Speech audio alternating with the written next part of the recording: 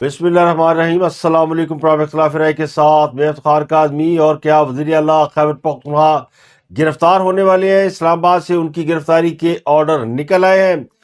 खान का रात भर अडयाला से बाहर रहने का इंकशाफ। तो क्या इमरान खान को जेल से बाहर निकाला गया, उन्हें कहीं ले जाया गया? पीटीआई दावा कर रही है कि उनका फौज की निगरानी में एक खुफिया ऑपरेशन हुआ है। इसकी तफसीलात आपके साथ शेयर करेंगे। और बैरिस्टर गौहर ने इमरान खान से मुलाकात के हवाले से अहम इंकशाफ कर दिया है।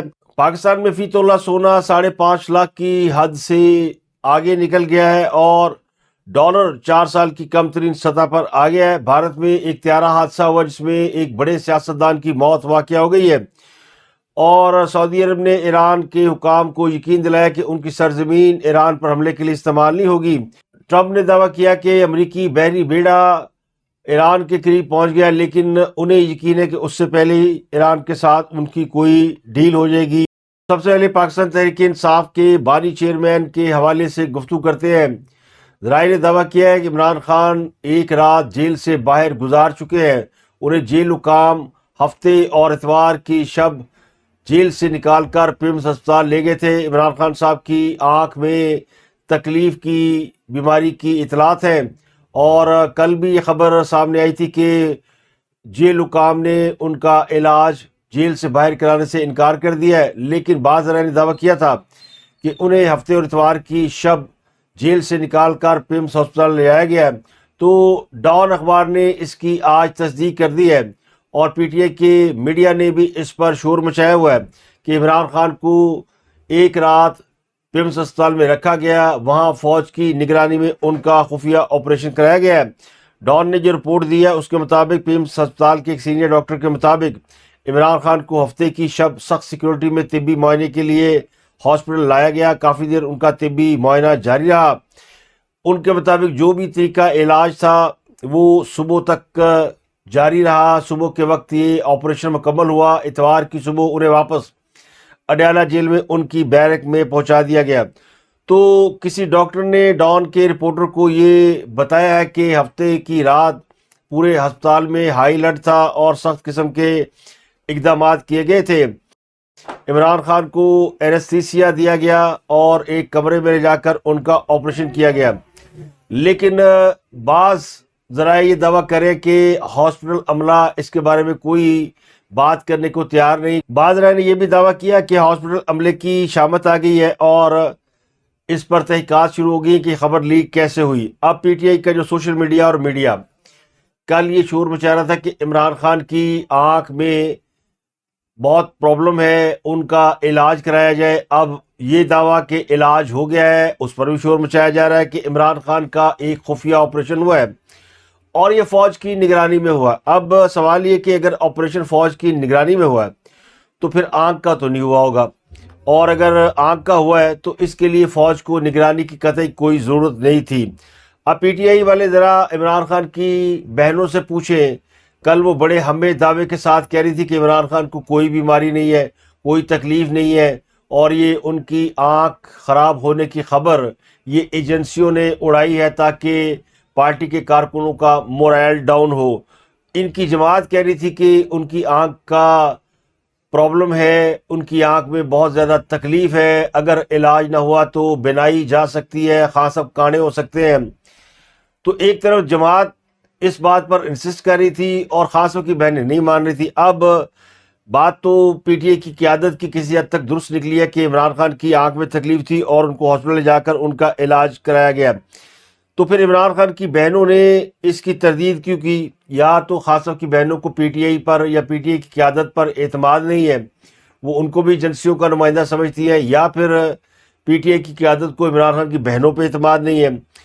वैसे तो डॉन अब मोतबर रहा नहीं, वो भी एंटी इस्टेब्लिशमेंट और एंटी गवर्नमेंट अखबार समझा जाता है। तो अब बुनियादी तौर पर डॉन की जो लाइन एंड लेंथ है वो अपोजिशन या यूँ कह लें कि तहरीक इंसाफ की तरफ उनका वाज़ह झुकाव है।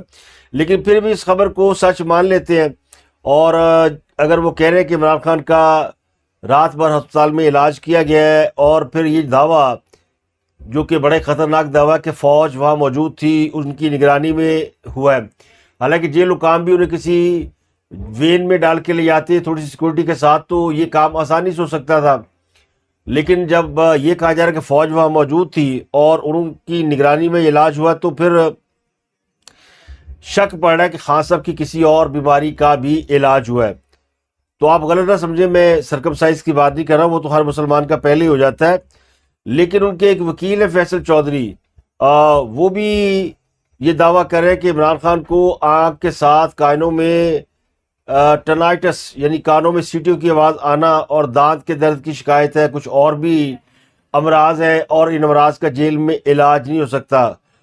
جو ہمارے ذرائع وہ کہتے ہیں کہ خان صاحب کو کچھ اور بھی ایسی بیماریاں جن کا نام نہیں لیا جا سکتا۔ تو آپریشن کس چیز کا ہوا ہے اور اس کے اثرات کیا ہے، کس چیز کا علاج ہوا ہے، یہ تو اب خان صاحب بتا سکتے ہیں یا پھر وہ ڈاکٹر بتا سکتے ہیں، لیکن اگر کہیں خان صاحب نے اگلے 1-2 مہینے میں سمجھداری کی باتیں شروع کر دیں یا سیاسی استحکام کی طرف بڑھ گئے تو پی ٹی آئی والے یہ نہیں مانیں گے کہ ان کی آنکھ کا علاج ہوا، پھر تو کہیں گے کہ خان صاحب کے دماغ کا علاج ہو گیا۔ ویسے کیا یہ اچھا ہو کہ خان صاحب کے دماغ کا بھی علاج کرا دیا گیا ہو؟ اگر ایسا ہوا ہے تو یہ قوم کے لیے بڑی اچھی خبر ہے۔ تو اب یہ دونوں خبریں جو ہے، خان صاحب کے آنکھ کی تکلیف اور خان صاحب کا علاج، اس کی سرکاری ذرائع سے یا کسی آفیشیل ذرائع سے تو تصدیق نہیں ہو رہی، لیکن وہ پی ٹی آئی کہہ رہی ہے کہ آنکھ خراب تھی، پی ٹی آئی کہہ رہی ہے آپریشن ہوا تھا، تو اب پی ٹی آئی جانے اور عمران خان جانے کل کو یہ معاملہ بھی خان صاحب کی ٹانگوں میں گولیوں والا نہ نکل آئے۔ اب کل انہوں نے بڑا شور مچایا اور کہ بیرسٹر گوہر کو عمران خان سے ملاقات کی اجازت دے دی گئی ہے، وہ گیٹ نمبر 5 پہ چلے گئے ہیں، تنہا ملاقات کریں گے، لیکن ملاقات نہیں ہو سکی۔ تو یہ دعویٰ کیا گیا کہ بیرسٹر گوہر نے یہ مطالبہ کیا کہ کسی کو میرے ساتھ بھیجا جائے، یا تو عمران خان کی بہن کو یا وکیل کو، ورنہ میں ملاقات نہیں کروں گا۔ تو اس پہ بھی تحریک انصاف والوں نے کل اپنے حلقوں میں خاصی خوشیاں منائی کہ تحریک انصاف حکومت پر اتنا دباؤ ڈالنے میں کامیاب ہو گئی ہے کہ اب حکومت عمران خان سے بیرسٹر گوہر کی ملاقات کرانے کو تیار ہے۔ لیکن گوہر صاحب نے آج خود ہی کہہ دیا کہ بھائی مجھے تو کوئی منہ نہیں لگاتا، مجھ سے کسی نے بات ہی نہیں کی، کسی نے آفر ہی نہیں کی۔ جب کسی نے ملاقات کی آفر ہی نہیں کی، بلکہ میں تو گیا تھا اور میں روزانہ جاتا ہوں، جب بھی ملاقات کا دن ہوتا سو جاتا ہوں، تو مجھے وہی روک دیتے ہیں کہ آپ اندر نہیں جا سکتے۔ اس بار بھی گیا تھا تو کسی نے جانے نہیں دیا۔ تو نہ کرنے کا تو سوال ہی پیدا نہیں ہوتا، اور کسی کو ساتھ لے جانا یا نہ لے جانا تو بات کی بات ہے۔ تو یہ بھی ان کا ویسے ہی جھوٹ ہے، تو یہ جھوٹوں کی ایک پوری جماعت ہے۔ اس کا اندازہ آپ وادی تیرا میں آپریشن کے حوالے سے کے پی کے حکومت کے بیانیے سے لگا سکتے ہیں۔ تو اس بیانیے کے حوالے سے پی ٹی آئی خود اعتراف کر چکی ہے کہ انہوں نے آپریشن کے لیے فنڈ جاری کیے، لیکن اب وہ اس کو جسٹیفائی کیسے کر رہے ہیں وہ آپ کو بتاتا ہوں۔ لیکن اس سے پہلے ایک اہم خبر یہ کہ فوج کے خلاف جو وزیر اعلیٰ کے پی کے سہیل آفریدی نے الزام لگائے تھے، ان کا ایک مقدمہ اسلام آباد کی ایک عدالت میں زیر سماعت ہے۔ سائبر کرائم والے اس کے مدعی ہیں۔ فوج پر بڑے گمراہ کن اور بڑے بیہودہ قسم کے الزامات لگائے گئے تھے۔ اب وزیر اعلیٰ کو گرفتار کر کے پیش کرنے کا حکم دیا گیا، یعنی ان کے ان بیلیبل وارنٹ جاری کیے گئے۔ سہیل آفریدی کے خلاف پیکا ایکٹ کے تحت این سی سی آئی اے میں مقدمہ درج ہے۔ 10 فروری تک انہیں گرفتار کرنے کا حکم دیا گیا ہے، لیکن خود سہیل آفریدی کا ماننا یہ کہ یہ معاملہ یہاں نہیں رکنے والا۔ انہوں نے دعویٰ کیا کہ اب ان کو 9 مئی کے کیسز میں نامینیٹ کرنے کی کوشش کی جا رہی ہے۔ وہ کہہ رہے ہیں میرا نام ڈلوانے کی کوشش کی جا رہی ہے۔ پہلے مجھ پہ منشیات اور سمگلنگ کے جھوٹے الزام لگائے، پھر دہشت گردوں سے جوڑنے کی کوشش کی، اس کے بعد میرے آبائی علاقے کی عوام کو زبردستی انخلاء پر مجبور کیا گیا تاکہ مجھے سیاسی طور پر نقصان پہنچایا جائے۔ تو یہ مان گیا کہ وہ ان کا آبائی علاقہ تھا وادی تیرا، اور اس میں جو 4 ارب روپیہ بانٹا انہوں نے وہ اپنے لوگوں میں بانٹا۔ پھر انہوں نے کہا کہ سارے بار خالی جانے کے بعد میرا نام 9 مئی کے کیسز میں ڈلوانے کی کوشش کی جا رہی ہے، اور پوری قوم کو یہ بات پتہ ہے کہ 9 مئی اس نے کیا جس نے C C T V footage چرائی۔ سہیل آفریدی صاحب جس ایونٹ کی بات کر رہے ہیں 9 مئی کی، خود انہوں نے کور کمانڈر ہاؤس پر حملے کی ویڈیو اپنے اکاؤنٹ سے سوشل میڈیا پر اپلوڈ کی ہوئی ہیں۔ تو انسان کو اتنا گھٹیا نہیں ہونا چاہیے۔ تو ان سے بحث فضول ہے، ان سے لوگ سوال پوچھ رہے ہیں۔ کل ان کے وزیر اطلاعات یا ترجمان شفیع جان، ویسے ان کا نام سن کر امراؤ جان اور بیگم جان کی یاد آ جاتی ہے، لیکن وہ آج کل ٹیلی ویژن چینلوں پر بیٹھ کر اپنی حکومت کا دفاع کرتے ہیں۔ کل انہوں نے ساری باتیں مان لیں کہ 4 ارب روپے کا فنڈ ان کی پارٹی نے جاری کیا تھا. انہوں نے یہ بھی مان لیا کہ آپریشن کا نوٹیفیکیشن فیڈرل گورنمنٹ یا فوج نے نہیں کیا, لیکن وہ کہتے ہیں ہمیں اندازہ تھا. یہ بتائیے, ہمیں پتہ تھا کہ انہوں نے ہماری اوپر, ہمارے کہنے کے باوجود انہوں نے ہماری اوپر ملٹری اسٹیبلشمنٹ نے اور حکومت نے ملٹری آپریشن امپوز کرنا ہے. جب امپوز ہوگا تو لوگ کا انخلا ہوگا. لوگ جب انخلا ہوگا تو ان لوگوں کو اس سخت موسم میں ہم نے ہی فیسیلیٹیٹ کرنا ہے. یہ ہمارے لوگ ہیں, ہماری ذمہ داری ہے, ہماری حکومت تھی. اس کے لیے 4 ارب روپے رکھے گئے. آپ کی تیاری مکمل تھی نا. ہم ڈسپلیسمنٹ کے جو لوگ ڈسپلیس ہوں گے ان کی فیسیلیٹیشن کے لیے ہماری تیاری مکمل تھی. اور یہی دکھ ہے ان کو. آپ کے علم میں تھا؟ علم میں نہیں تھا, ہمیں لگ رہا تھا کہ یہ لوگ ہر صورت پہ ہماری اوپر آپریشن کو امپوز کریں گے اور ہمیں اس آپریشن کے ذریعے ڈیفیم کر کے پولیٹیکل سکورنگ کریں گے. ہمیں پتا تھا کہ آپریشن ہونے والا ہے, اس لیے ہم نے فنڈ جاری کیے. یعنی انہوں نے ازیوم کر لیا. کیا کیبنٹ میں کسی نے سوال نہیں پوچھا کہ آپ نے قبل اس وقت ایسے فنڈ جاری کر دیے؟ ایک پروجیکٹ جو اپروو نہیں ہوا, لانچ نہیں ہوا, خود انہوں نے ایپیکس کمیٹی میں بات کی, وہاں پہ وربل بات ہوئی, اس کے نوٹس ان کے پاس موجود ہیں, اور انہوں نے خود ہی فنڈ جاری کیے. اس کی نہ فیڈرل گورنمنٹ سے کوئی نیگوسیشن ہوئی, نہ فوج کے ساتھ ان کا کوئی اس حوالے سے ایگریمنٹ ہوا, نہ فوج نے وادی طیرہ سے لوگوں کو نکالا. خود ہی ان لوگوں نے وہاں سے لوگوں کو ایویکویٹ کیا, بلکہ وہ سب کو پتا ہے کہ برف باری کے موسم میں ان کے آبائی علاقے سے لوگ نکل جاتے ہیں. اب جو اصل الزام ان پہ یہ ہے, جو آج گورنمنٹ نے بات کی ہے کہ انہوں نے 4 ارب روپے کے فنڈ جاری کیے اور وہ فنڈ لوگوں کو دیے نہیں. 3 لاکھ روپے دینا تھا, انہوں نے 50 ہزار روپے دیے, تو 2.5 لاکھ روپے اپنی جیب میں ڈال دیے. اس پہ پڑ گیا شور. تو وادی طیرہ میں آپریشن کے حوالے سے انہوں نے بے تحاشا جھوٹ بولے. وہ تو اس وقت عقدہ کھلا جب فوج نے اس بات سے انکار کیا کہ وہ کوئی آپریشن وہاں پہ کرنے والے ہیں. ان کی وہ ساری کرپشن کی کہانی کھل گئی. اگر آپریشن ہو جاتا تو یہ سارا ملبہ فوج پڑ جاتا کہ انہوں نے آپریشن بھی کیا اور فنڈ بھی نہیں دیے اور لوگوں کو ڈسپلیس بھی کیا. اب یہ ان لوگوں کو میرے لوگ کہہ کے کور اپ کرنے کی کوشش کر رہے ہیں. تو ان سے لوگ پوچھ رہے ہیں کہ جب فوج نے آپریشن کیا نہیں, کوئی نوٹیفیکیشن جاری نہیں ہوا, آپ کو کوئی آرڈر نہیں ملے, آپ کے ساتھ کوئی میٹنگ نہیں ہوئی, تو پھر آپ نے فنڈ کیسے جاری کیے؟ 1 مہینے پہلے خبریں آئی تھی کہ وادی طیرہ سے لوگوں کو ڈسپلیس کیا جائے گا, اور اس میں بھی خبر تھی کہ مقامی انتظامیہ اور مشران میں معاہدہ ہوا ہے. تو یہ ساری چیزیں تو کے پی کے گورنمنٹ کر رہی تھی. اگر فوج یہ آپریشن کر رہی تھی اور فوج نے سب کچھ کیا تھا, تو جس طرح آج آپ شور مچا رہے ہیں, آپ نے 1 ماہ پہلے کیوں پریس کانفرنس نہیں کی, اسمبلی کا اجلاس کیوں نہیں بتایا, بات کیوں نہیں کی کہ طیرہ میں آپریشن کیوں شروع ہو گیا؟ ہر جلسے میں آپ نے عمران خان کی بات کی, آپ نے XYZ کی بات کی, لیکن آپریشن کا ذکر نہیں کیا. ابھی تک ان کی گورنمنٹ 4 ارب روپے جاری کرنے کا نوٹیفیکیشن وڈرا نہیں کر رہی, کیونکہ پیسے جمع کرانے پڑیں گے. پیسے کہاں سے لائیں گے؟ اور پھر نہ ہی کسی اس افسر کو اٹھایا گیا جس نے یہ سارا عمل سر انجام دیا. اگر کمشنر نے گورنمنٹ کی مرضی کے بغیر معاہدہ کر لیا تو کیا اس کو ہٹا دیا گیا؟ اور اگر چیف سیکرٹری کے آرڈر سے یہ فنڈ جاری ہوئے تو کیا چیف سیکرٹری کو ہٹا دیا گیا؟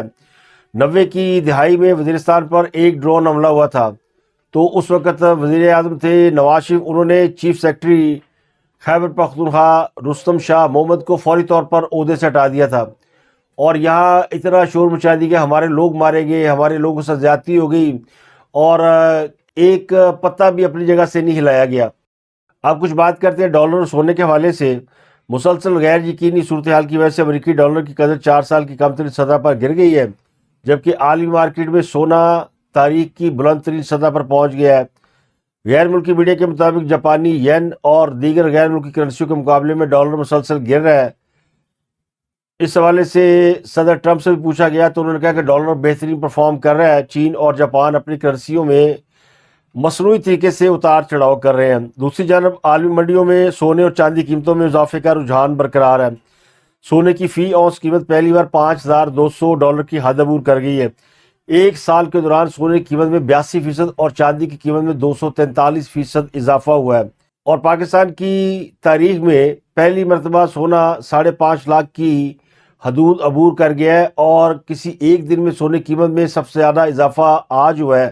21,100 روپے کا غیر معمولی اضافہ ریکارڈ کیا گیا ہے.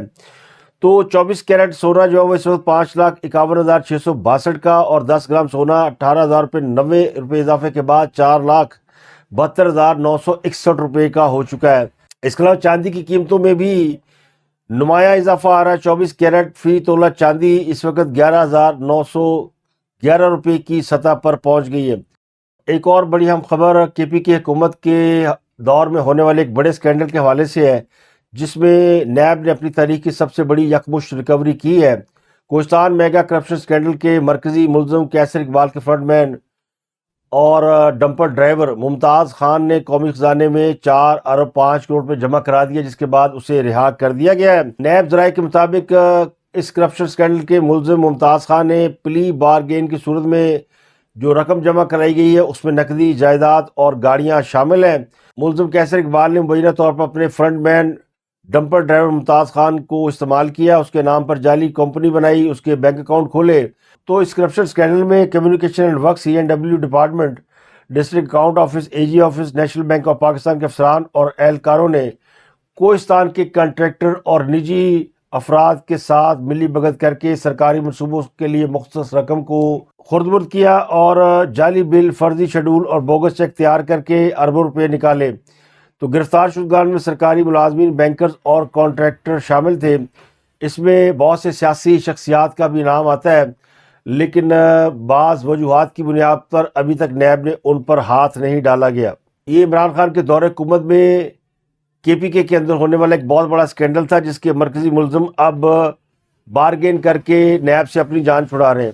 تو اس اسکینڈل میں مرکزی ملزم کیسر اقبال سمیت 36 ملزمان گرفتار کیے جا چکے ہیں، جبکہ 4 سے زیادہ گرفتار ملزمان نے پلی بارگین کی درخواست جمع کرائی تھی۔ 36 ملزمان کے اثاثے اور بینک اکاؤنٹ منجمد کیے گئے۔ کوہستان اسکینڈل جو ہے وہ 40 ارب روپے مالیت کا ہے۔ اب بات کرتے ہیں کراچی کے شاپنگ سینٹر گل پلازا میں لگنے والی آگ کے حوالے سے۔ کمشنر کراچی نے اپنی تحقیقاتی رپورٹ سندھ حکومت کو بھیج دی ہے۔ رپورٹ میں دعویٰ کیا گیا ہے کہ آگ کی ابتدا گراؤنڈ فلور سے ہوئی تھی، جو بچے کے ہاتھوں فلاور شاپ میں لگی۔ تو یہ رپورٹ کمشنر کراچی اور ایڈیشنل IG پر مشتمل کمیٹی نے تیار کی ہے، جس میں آگ لگنے کی وجوہات، آگ بجھانے کے اقدامات، ریسکیو آپریشن اور متاثرین سے حاصل شدہ معلومات شامل ہیں۔ عینی شاہدین اور ریسکیو کام کے بیانات بھی درج کیے گئے ہیں۔ تو اس رپورٹ میں ایک بچے کو آگ لگنے کا ذمہ دار ٹھہرایا گیا ہے، جس میں 79 افراد جان کی بازی ہار گئے۔ زیادہ افراد جو ہے وہ میزنائن پر آگ لگنے کی وجہ سے جاں بحق ہوئے ہیں۔ اس میں ریسکیو کو درپیش مسائل کو بھی ہائی لائٹ کیا گیا، مگر کسی کو اس میں نامینیٹ نہیں کیا گیا۔ اب یہ بلڈنگ سیل ہے اور اس کو KBC کے حوالے کر دیا گیا تاکہ ماہرین اس کی ڈیمولشن اور محفوظ طریقے سے ہٹانے کا اس کو فیصلہ کریں۔ 49 افراد اب بھی لاپتہ ہیں۔ جو ذرائع وہ کہتے ہیں کہ اس رپورٹ کو اب سب کمیٹی کے پاس بھیجا گیا، جو اس بات کا فیصلہ کرے گی کہ یہ رپورٹ تسلی بخش ہے یا اس کے اوپر مزید انکوائری ہونی ہے۔ وزیر اطلاعات سندھ نے آج اس بات کا اعلان کیا کہ اگر یہ رپورٹ تسلی بخش نہ ہوئی تو وہ جوڈیشل کمیشن بنانے کا آرڈر جاری کر سکتے ہیں۔ اور ٹرمپ نے ایک بار پھر ایران کو بدترین حملے کی دھمکی دی ہے۔ ٹرمپ کہتے ہیں کہ ایران نے معاہدہ نہ کیا تو پھر اس بار جو حملہ ہوگا وہ بدترین ہوگا۔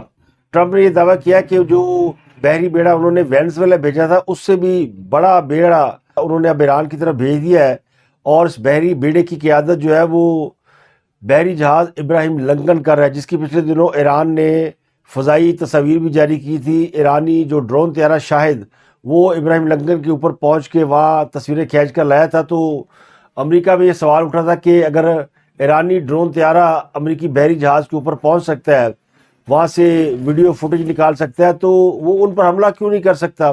تو اب اس کا جواب تو فی الحال نہیں دیا گیا، لیکن ٹرمپ یہ کہتے ہیں کہ ایران جلد از جلد مذاکرات کی میز پر آئے گا۔ امید ہے کہ منصفانہ اور مساوی معاہدے پر بات چیت ہوگی، لیکن وقت تیزی سے ختم ہو رہا ہے، معاملہ بہت اہم ہے۔ پہلے ہی ایران سے کہتا کہ معاہدہ کر لیں، لیکن وہ اس پر راضی نہیں ہوئے، تو اب اگلا حملہ بہت زیادہ شدید ہوگا۔ اس کے علاوہ ایران اور سعودی عرب کے سربراہان نے ایک دوسرے سے رابطہ کیا ہے۔ MB نے گفتگو کی ہے ایرانی صدر مسعود پزشکیان سے، اور ان کو یقین دلایا کہ ایران کے خلاف ان کی سرزمین استعمال نہیں ہوگی۔ تو سعودی عرب اس معاملے میں ایران کے ساتھ کھڑا ہو گیا ہے۔ ایرانی صدر کا یہ کہنا کہ ایران کے خلاف امریکی دھمکیوں سے خطے میں عدم استحکام کے علاوہ کچھ نہیں ہوگا، جبکہ سعودی ولی عہد کا کہنا یہ ہے کہ سعودی عرب ایران کے خلاف کسی بھی قسم کی جارحیت اور اشتعال انگیزی کو مسترد کرتا ہے۔ اگلی خبر یہ کہ پاکستان میں سب سے امیر لوگ خیبر پختونخوا میں پائے جاتے ہیں۔ اگر کسی کو یقین نہیں تو کل جو گاڑیوں کے نمبر پلیٹ کی نیلامی ہوئی ہے اس کو ذرا دیکھ لے کہ جس میں ایک ایک نمبر پلیٹ جو ہے وہ کروڑوں روپے میں بکی ہے. ماضی میں شاید کبھی پاکستان میں ایسا نہیں ہوا، یعنی گاڑی 22 لاکھ روپے کی ہو اور اس کی نمبر پلیٹ کی قیمت 1.5 کروڑ. تو یہ صرف خیبر پختونخوا میں ہی ہو سکتا ہے جہاں پر لوگوں کی کمائی ان ذرائع سے ہو رہی ہے جن میں محنت اور حلال کا عنصر بہت کم ہوتا ہے. جس شخص نے یہ نمبر پلیٹ خریدی اس کا نام محمد بلال ہے. اس کے مطابق اس کی گاڑی کو 20-22 سال پرانی ہے اور اس کی قیمت بھی شاید 22-23 لاکھ روپے ہے، لیکن اس نے نیلامی کے دوران 1.5 کروڑ روپے کی نمبر پلیٹ خریدی ہے کیونکہ اسے اپنی قوم سے محبت ہے. محمد بلال جس کا تعلق وزیر قبیلے سے ہے، اس نے وزیر 1 کے نام سے نمبر پلیٹ خریدی ہے. تو اس نیلامی میں پشاور 1، آفریدی 1، خان 1، وزیر 1 اور بھی کئی قبائلی ناموں سے یہ نمبر پلیٹیں بکی گئیں. سب سے زیادہ آفریدی 1 کے نام سے نمبر پلیٹ کی قیمت لگی، وہ قیمت 1 کروڑ 40 لاکھ تھی جو کہ پشاور زلمی کے مالک فیصل آفریدی نے لگائی. اب فیصل آفریدی وہ ہے جنہوں نے ایک زمانے میں کرکٹ ٹیم کے ساتھ رہ کر بہت ہی پیسہ کمایا. اس کی وجوہات کچھ بھی ہوں گی لیکن یہ شاید آفریدی کے پارٹنر بھی تھے اور ان کے کزن بھی ہیں. اب ان کا بزنس الگ الگ ہو گیا ہے. تو یہ نمبر پلیٹیں انہوں نے قبائلی عصبیت کی بنیاد پر بیچی ہیں اور اسی طرح خریدی ہیں. تو اسی سے آپ اندازہ لگائیں کہ خیبر پختونخوا وہ صوبہ ہے جہاں پر لوگ نمبر پلیٹ خریدنے کے لیے کروڑوں روپے خرچ کر سکتے ہیں. اگلی خبر پڑوسی ملک بھارت کے حوالے سے، جہاں پر مہاراشٹرا کے نائب وزیر اعلیٰ اور نیشنل کانفرنس پارٹی کے سربراہ اجیت پوار کا طیارہ بارامتی ایئرپورٹ پر حادثے کا شکار ہو گیا، جس کے نتیجے میں اجیت پوار اور ان کے طیارے کے پائلٹ اور 2 سیکیورٹی اہلکار مارے گئے ہیں. تقریباً 5 لوگ اس حادثے میں مارے گئے ہیں. بھارتی میڈیا کے مطابق اجیت پوار بارامتی جا رہے تھے تاکہ ضلعی انتخابات سے پہلے عوامی اجتماعات سے خطاب کر سکیں. اب یہ جو اجیت پوار ہیں یہ سابق بھارتی وزیر اعظم شرد پوار کے بھائی ہیں اور نیشنل کانفرنس کو لیڈ کرتے ہیں. مہاراشٹرا میں ان کی کافی ووٹ بینک ہے اور بی جے پی کے ساتھ ان کا الائنس بھی ہے، لیکن بی جے پی کے لوگ ان پر کرپشن کا الزام بھی لگاتے رہے ہیں. اب مہاراشٹرا بھارت کی سب سے بڑی صنعتی ریاست ہے اور اس کی راجدھانی بامبے صرف معاشی دارالحکومت نہیں بلکہ ایک ایسا شہر سمجھا جاتا ہے جسے انڈر ورلڈ کا گڑھ ہونے کا شرف حاصل ہے. بڑے بڑے بزنس ٹائکون کا ٹھکانہ ہے. یہاں پہ آئی پی ایل کے سٹے کا نیٹ ورک یہاں سے ڈیل ہوتا ہے. اس کے علاوہ یہاں پہ بالی ووڈ ہے. تو اجیت پوار جو ایک عرصے تک مودی سرکار کے من پسند اور قابل اعتماد اتحادی تھے، ان پر اچانک کرپشن کے الزامات بھی لگے اور پھر وہ ایک مشکوک ہیلی کاپٹر حادثے میں جاں بحق ہو گئے ہیں. یہ پہلا واقعہ نہیں ہے. اس سے پہلے جنرل بپن راوت، جنرل رنبیر سنگھ، وجے رویانی اور اب اجیت پوار، تو کئی ایسے نام ہیں جن کی موت بھارت کے اندر مشکوک ہوائی حادثات میں ہوئی ہے. واقفہ نے حال یہ دعویٰ کر رہے ہیں کہ جب بھی کوئی طاقتور شخصیت مرکزی اقتدار کے لیے ممکنہ خطرے کا باعث بنتی ہے تو انجام اکثر ایک حادثے کی صورت میں سامنے آتا ہے. دلچسپ بات یہ کہ ہالی ووڈ کے جو سپر سٹار ہیں، بڑے بڑے بھارتی بزنس ٹائکون ہیں یا آئی پی ایل کے سٹہ باز ہیں یا بڑے بڑے گینگسٹر اور مافیا کے لوگ ہیں، ان میں سے کبھی کوئی ہوائی حادثے کا شکار نہیں ہوا. ان میں سے 95% لوگ آمد و رفت کے لیے ہوائی جہازوں اور ہیلی کاپٹر کا استعمال کرتے ہیں، مگر ان کا طیارہ کبھی نہیں گرا. تو کیا یہ محض اتفاق ہے کہ طاقت، سیاست اور سرمایہ کے گٹھ جوڑ میں زیادہ تر سیاستدان ہی حادثات کا شکار ہوتے ہیں؟ اب تک کے لیے اتنا ہی. آپ سے ملاقات ہوتی ہے اگلے ولاگ میں. اپنا گرد و نواح کا بہت خیال رکھیے گا.